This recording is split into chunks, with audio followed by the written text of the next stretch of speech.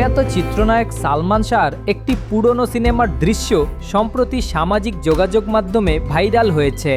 দৃশ্যটিতে স্পষ্টভাবে দেখা যায় একটি দেয়ালে শিবির লেখা রয়েছে। এই লেখা ঘিরেই নেটিজেনদের মধ্যে তৈরি হয়েছে ব্যাপক আলোচনা সমালোচনা।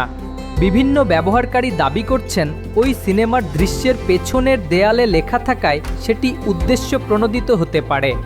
আবার অনেকের মতে এটি হয়তো শুটিং লোকেশনের বাস্তব দেয়ালেই পূর্বে লেখা ছিল, যা সিনেমায় ধরা পড়ে গেছে। ঘটনাটি প্রকাশ্যে আসার পর সামাজিক যোগাযোগ মাধ্যমে শিবির রাজনীতি, তার অতীত এবং বর্তমান ভূমিকা নিয়ে নতুন করে আলোচনা শুরু হয়েছে। কেউ এটিকে কাকতালীয় বলছেন, কেউ বা ইঙ্গিতপূর্ণ মনে করছেন।